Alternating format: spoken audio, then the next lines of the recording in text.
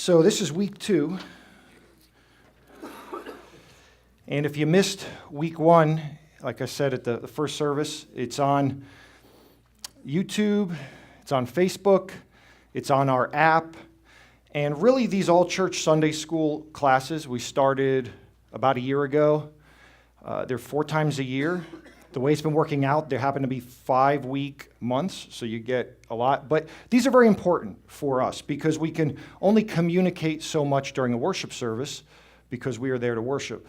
And so announcements are short, and you really don't get the full breadth of things. Whereas these classes we're planning them, we believe, strategically, and we're using them to educate all of us as a congregation, but also to let you know what's going on here, and to let you know the background of what's going on here, so that you don't just hear facts and then wonder where it came about. This is the way. And with today's technology, it's a great thing that they're filmed. And in the past, we've always had them recorded, but now you can actually watch them. So I hope if you missed last week, you'll go back and do that. Of course, I understand there was about 100 of you here last week, so you probably all saw it, and you're ready to get going. Just sort of to reinforce what I just said, back in January, and this is, I'm going to just do this quick, but just to show you what we were talking about in January at the congregational meeting, God's faithfulness in 2016. We talked about all that the youth was doing, how church communication has been improving, how the last year we really wanted to stir up hearts for service here in our body.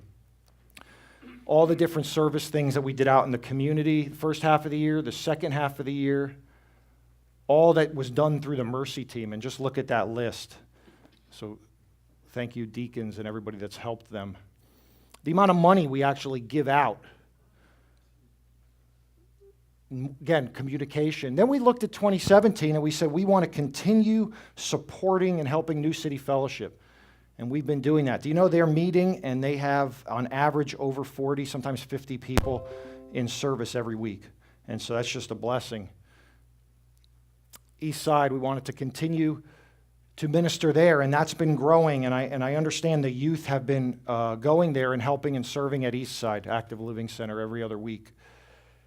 And then this one, wanted to equip you for sharing your faith. And when I put this up there, we didn't announce any kind of a plan. We were just sort of doing it. And so this year, we've had all kinds of things to hand out for different events. So you could go give them to your neighbors, making inviting people to church easier. We had an evangelism class TJ just finished.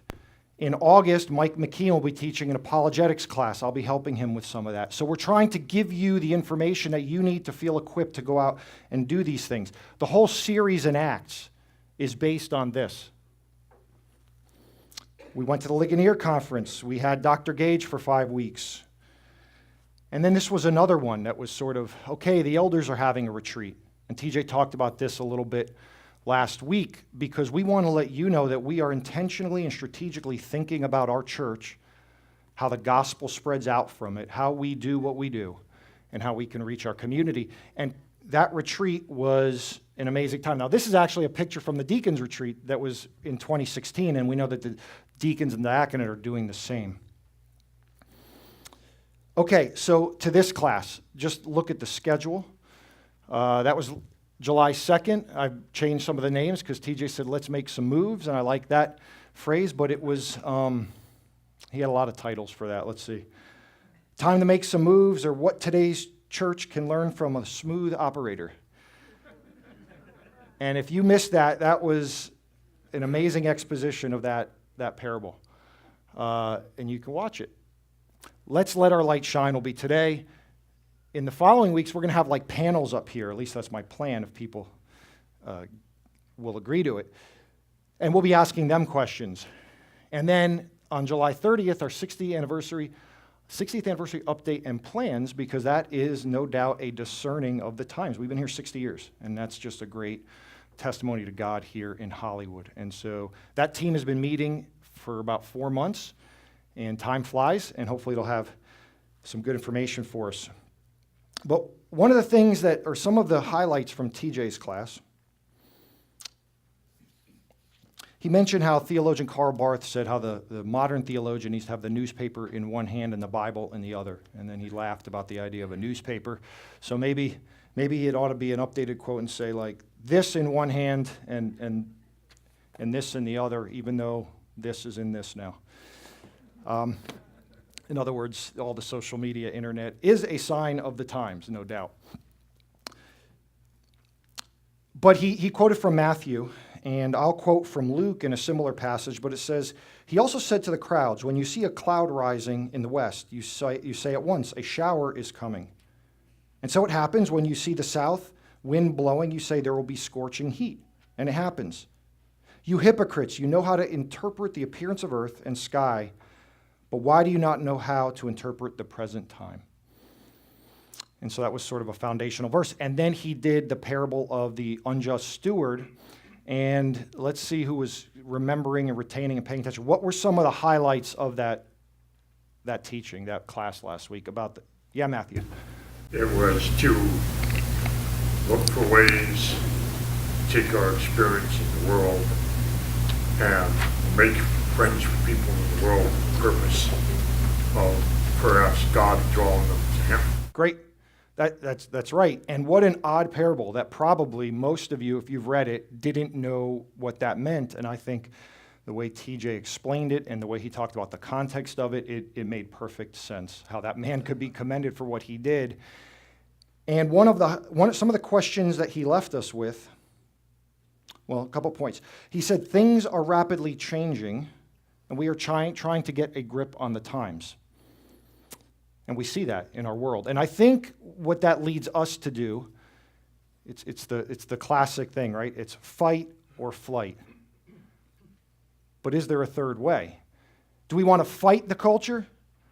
Or do we want to crowd in on ourselves, lock the doors as a fortress, and just be to ourselves?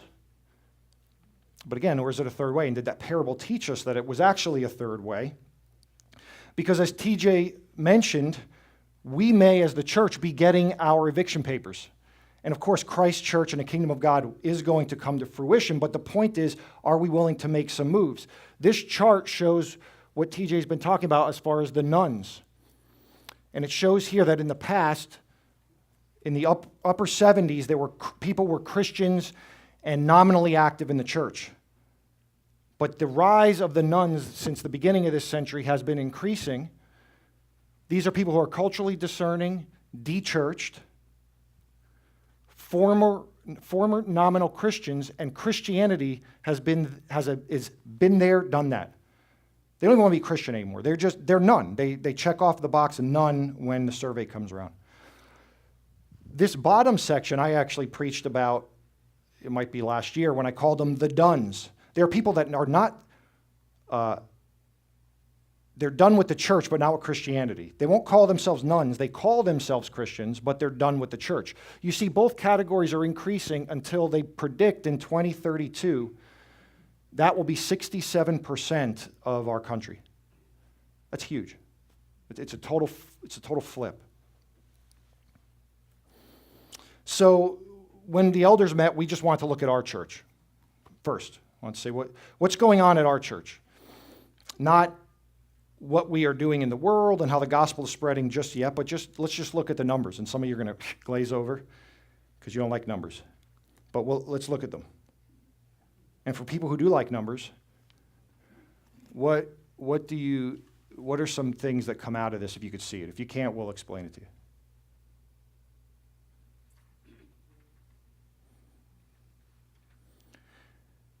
This was 2017 as of January 1st. I didn't update it for the second half of the year. So we have 350 people in membership. That's what that says. In 2008, we had 385. Okay, so decline. But where did those people go? Well, we had 50 people pass away. 117 have moved out of South Florida. They can't come here. They've moved away. 57 have gone to a new church locally, and 62 are just absentee. We can't reach them. They don't want to talk to us, whatever the case is. The bulk of it, of course, is people who have passed away and moved away, but we do have this other category here, right? So the total removed from our rolls, from our membership, is 286 people. So how do we go from 385 to 350 if we lose like 2/3? Well, because we've had new members, thank God, 250 in that 10-year period. So we're not quite keeping up with the attrition, but we have people coming into the area, finding our church. As TJ said a few months ago, there's a moratorium on anybody moving away for a while until we can get this to more of a place we want it to be. And if you are going to move, you have to find your replacement, we lost a Coast Guard family, we got a Coast Guard family. Yes. Our question, the 57 people new church, is that local plant? Have we included, let's say, new church fellowship or? No, the New City people, there's about 6 St. Andrews members that have decided they're going to go that way. Of course, they're still members of us because that church hasn't particularized, so they're in our number. Yeah, but they've just, and sometimes we get people that live 20 miles away and they want to go to a local church, and, to them, that makes sense. Okay, so this graph probably shows a better picture because you could be a member here and not be attending here. And sorry for you guys, there are seats over here if you need to see better. The red line shows membership, and this gray line down here shows attendance. So we actually hit like a high attendance average. This is an average over the course of a year, and it's a rolling average I did, but 325. But look at some of the things I circled here. So back in, it's 2009, we had 395 people on the books. I only have attendance records from 2010, so we'd have 360 with 283 in the pew. Here we see them coming closer together. So we had a pretty low membership. Incidentally, that's our membership now, but a high attendance. What I think was happening was, even though the membership was low, we were getting a lot of visitors, because what happens the next year? Our membership went up to 384. In other words, they were with us, they joined the church. Why I circle these two areas is because we're at that same membership level, but our attendance is at a low, basically. And so again, we're just trying to see what's going on here, right? We're just looking at the numbers. And for those of you that are glazing over, we're gonna move past the numbers. Yeah. Is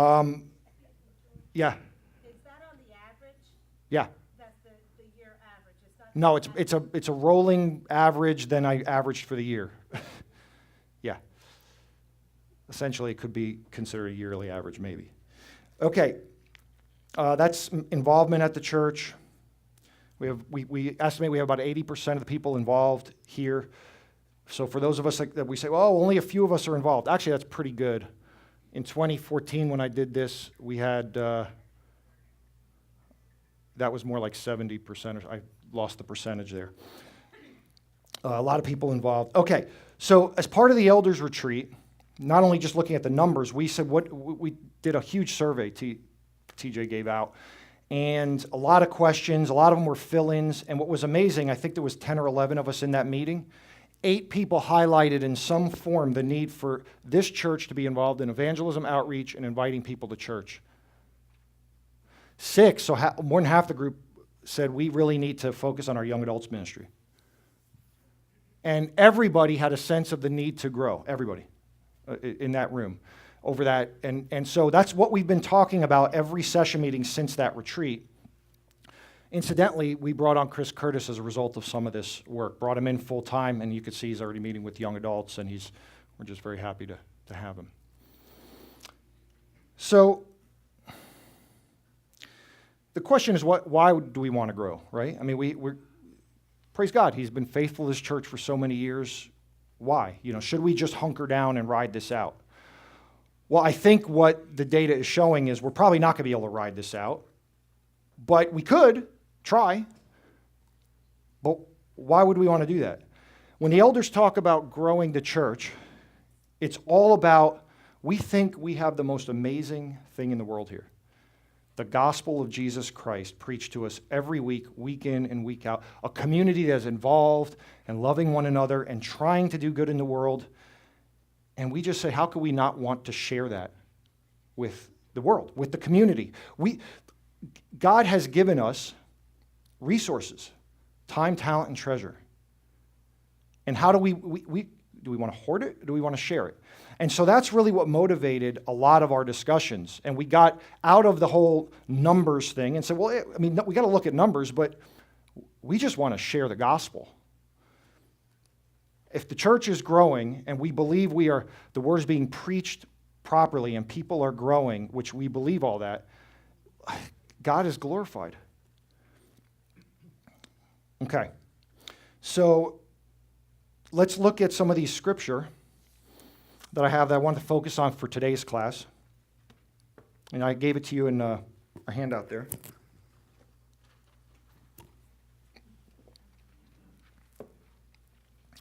Matthew 5, 11 to 14, and Revelation 1. And similar to last week, typically these texts are started at, like this Matthew one is started in verse 13. But exactly like TJ did last week, I included the last verse from the previous section because it's all connected. Blessed are you when others revile you and persecute you and utter all kinds of evil against you falsely on my account. Rejoice and be glad, for your reward is great in heaven.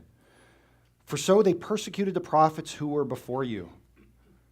Then this section. You are the salt of the earth, but if the salt has lost its taste, how shall its saltiness be restored? It is no longer good for anything except to be thrown out and trampled under people's feet.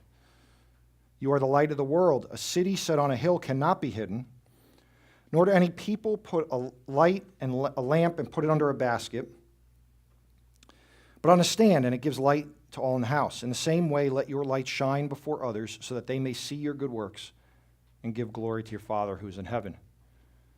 So we are to illuminate to the world who Christ is. That's why I like this, kind of like this picture.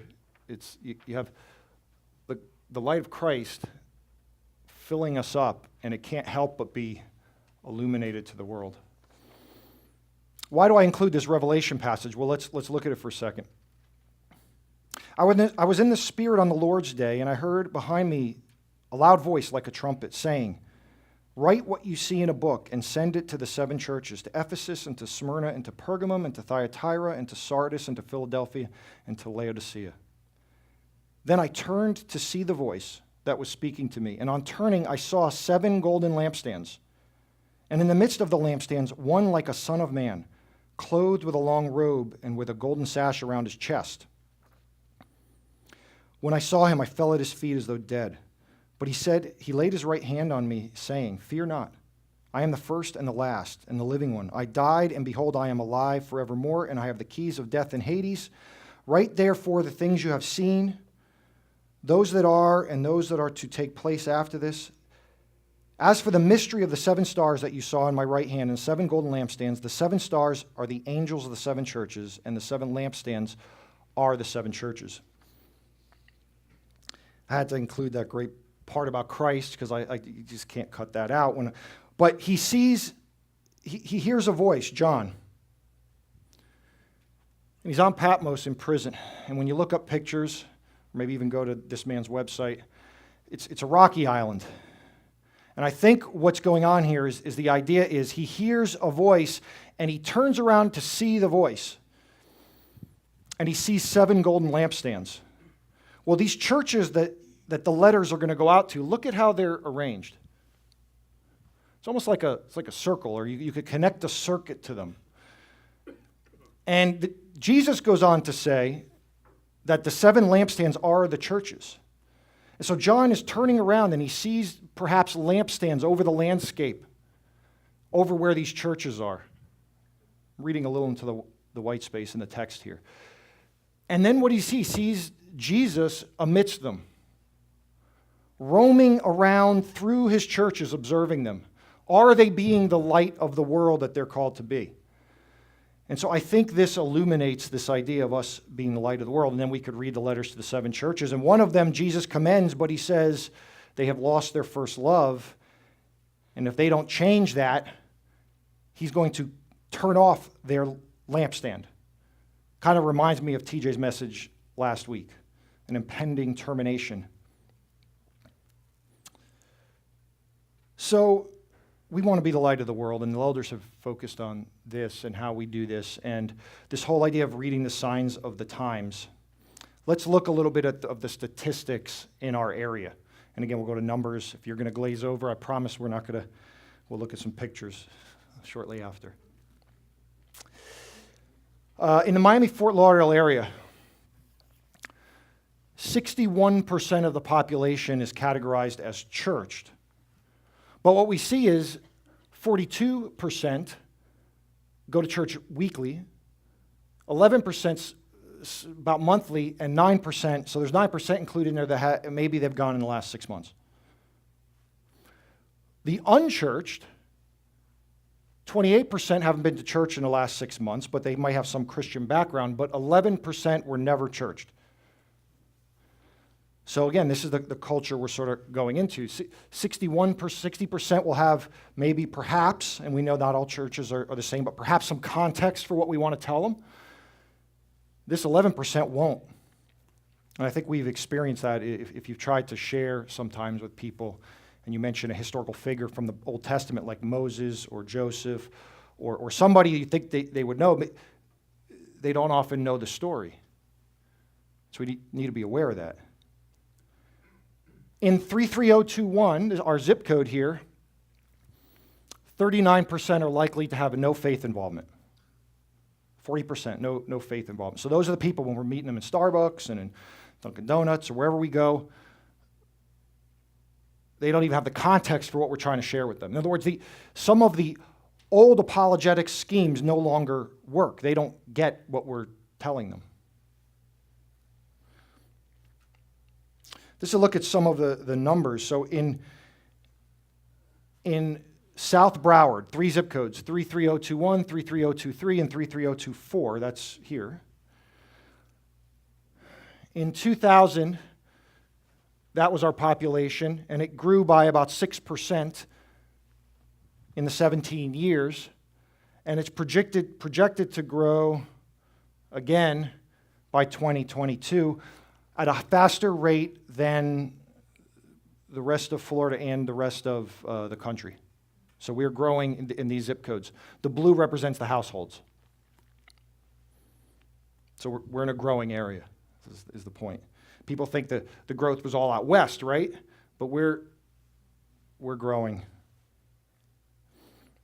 Population by race or ethnicity. So in these 3 zip codes, where we are, right where St. Andrews is, 25% are white, 40% are Hispanic, 29% are black, 6% are Asian or other. And again, those are obviously combinations of multiple groups. But that gives you the picture.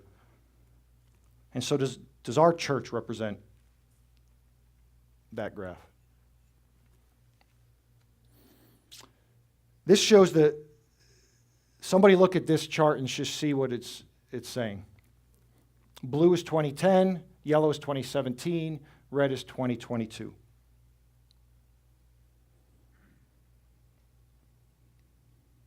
Yeah. Right. The largest growth is Hispanic. Whites are shrinking as a percentage of the population drastically, right?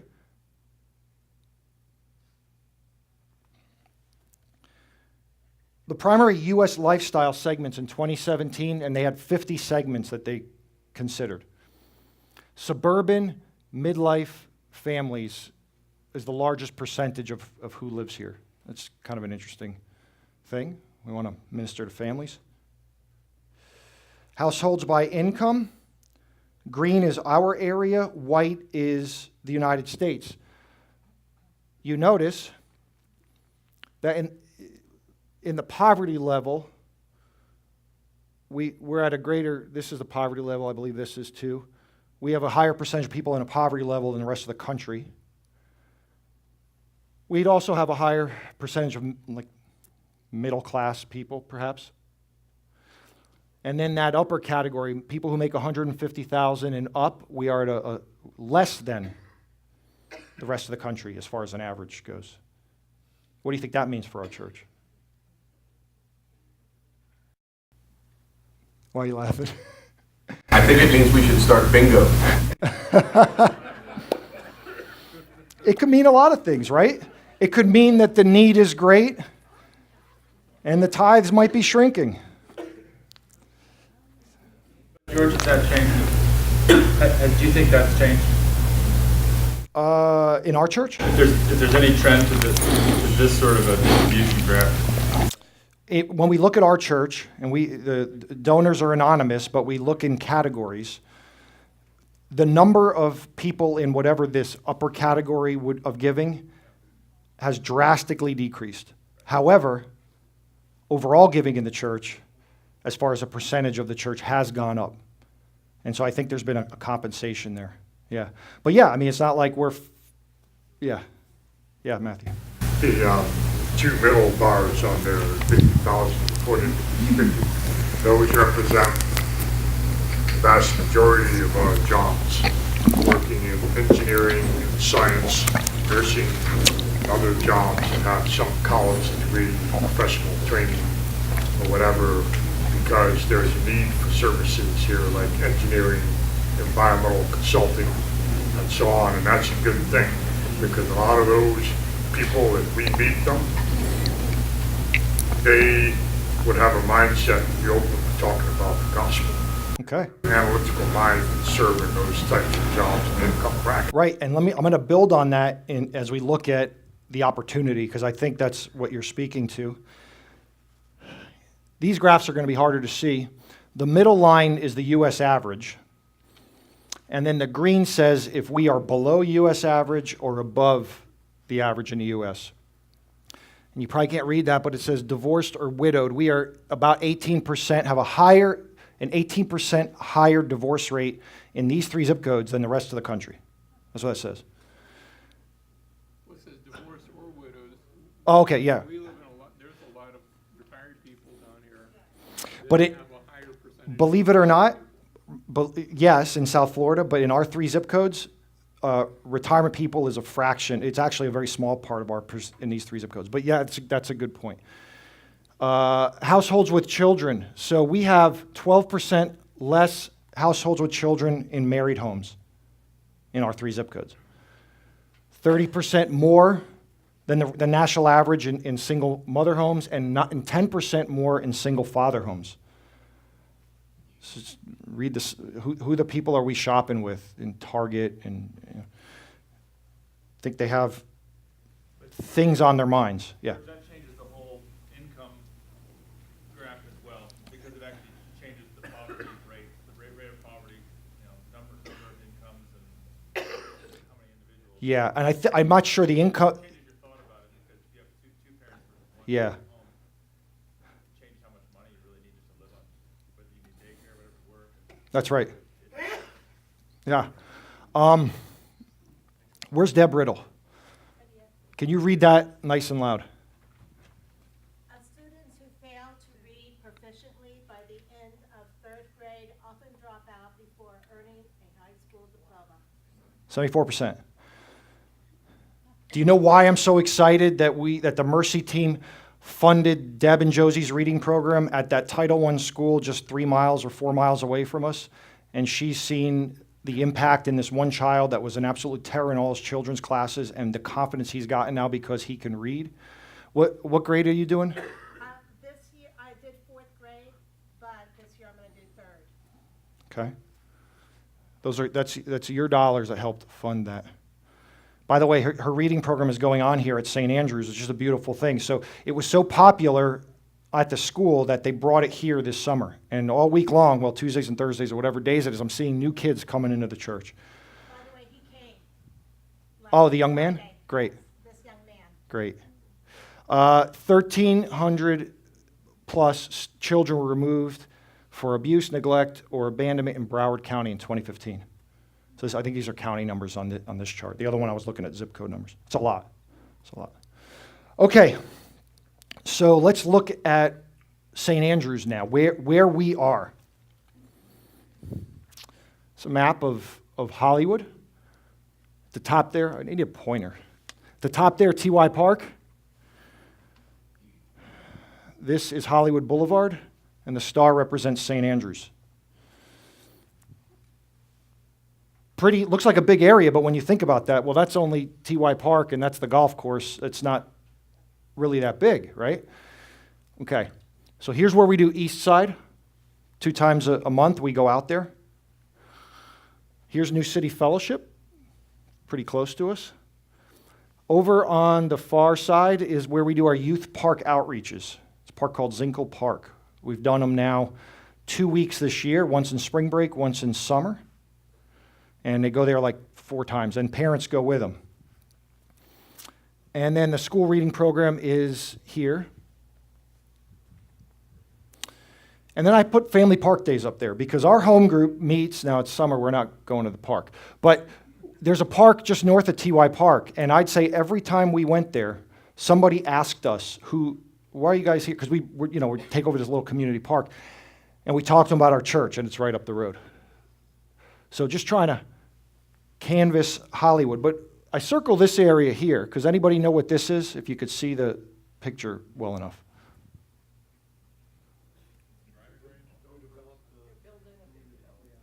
Yeah, it's Hillcrest. Yeah. Now, this last week, just a little excursus here, 2 of my kids, we left in South Carolina to be with their grandparents, and I had Asher, and I promised to take him fishing. And I won't say this too loud, but I used to sneak onto the golf course here and fish, because the bass in there. And that's right by Deb's school, by the way. I couldn't get in. So this is the golf course. Look at this sprawling area, and let me show you. So these are homes. Look at these these are homes, right? Look at the size of this area. These are those townhomes or condos, apartments on Park Road. Look what they're building. 70-acre park, minimum of 8,000 square foot clubhouse. It's a giant clubhouse. 300,000 it's going to start at. 640? Look at, now here's the thing, right? Everybody moved out west, why? For gated communities and beautiful landscapes, and you could be in your development and not get, that's what they're putting right there. It's amazing, it really is. Now some of you might be happy about that, some of you might not be happy about that, but, okay, so this entire thing, now look, here's Memorial, like in the middle of it. It's going to get dwarfed by it. Yeah. If you all take a drive down Hillcrest Drive, which is 46, and then 46 after it crosses Washington, is Hillcrest. If you all just take a short drive over there, you'll see that they're building these townhomes for the single families, and what they're trying to do is get the younger families, because the old condominiums is for the older people. And so they're trying to get these blood. Right there in here, you know. It's a short drive over there, just to. Yeah. So that's what I did. So the other day I just drove around taking pictures. That's what I was, honestly, for this. So that's new development, and they're, okay. Now, who's heard of this development? This is, it's obviously a artistic, artist rendering. So it's, think Sterling Road and Griffin Road, just east of 95, just north of Oakwood Plaza.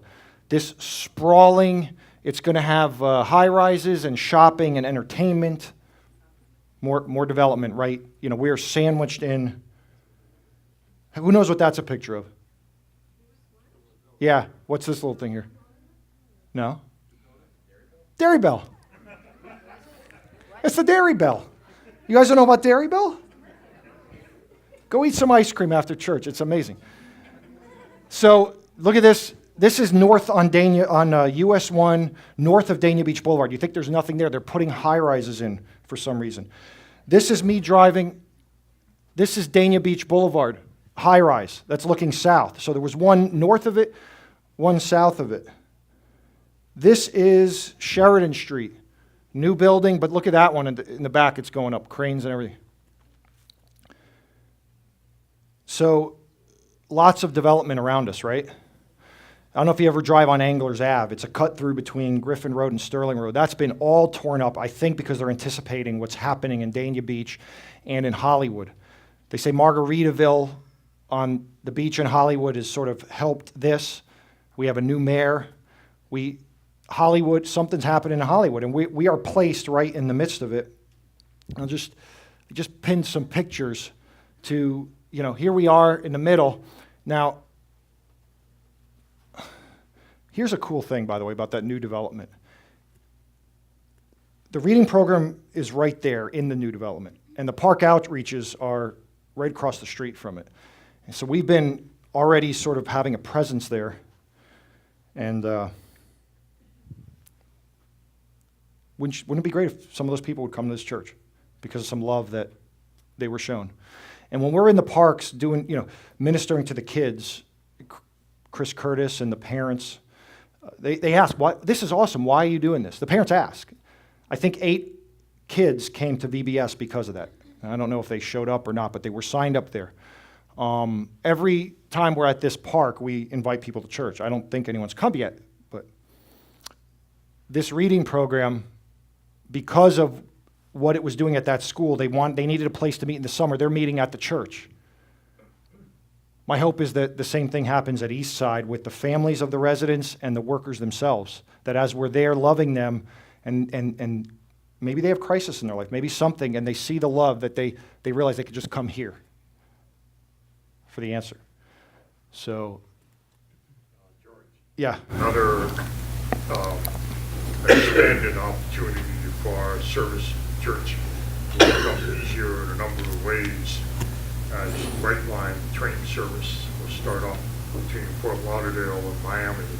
Mentioned Tri-Rail will operate, so that if we wanted to work with others, Presbyterian churches in areas like Miami or Fort Lauderdale, you want to have to drive to the train there and join up with people in those areas. Lots and lots of development and opportunity.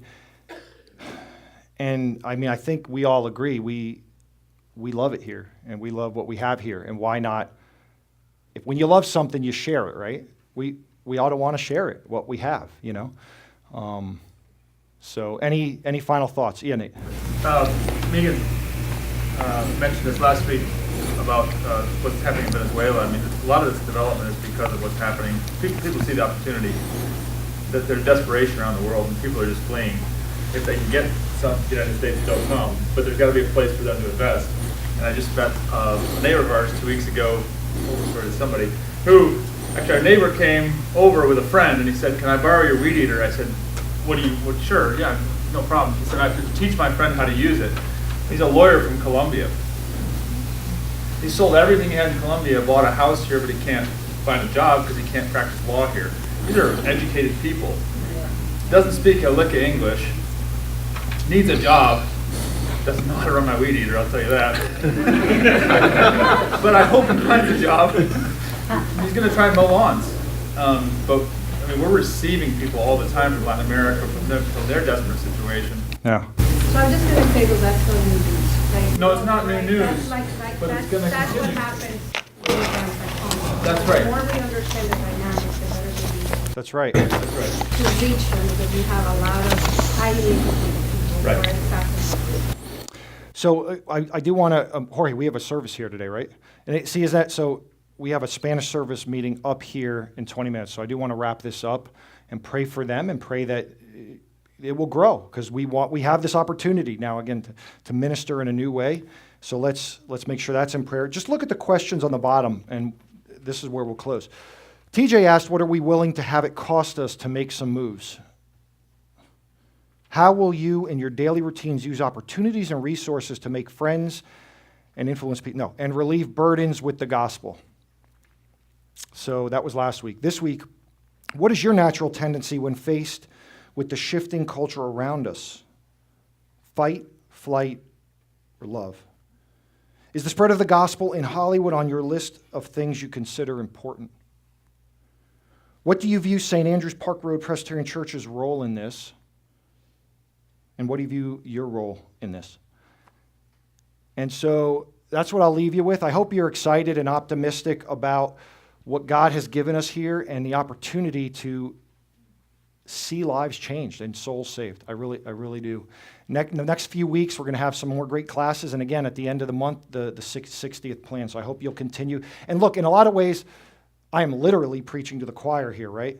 But you have influence with other people who aren't here. And so tell them they ought to be coming to these classes. Say, hey, why don't you come to this class? Or let them watch the videos, because how can this vision catch on in the congregation if we only have 25% in this room? So thank you for coming, and see if you can bring a friend.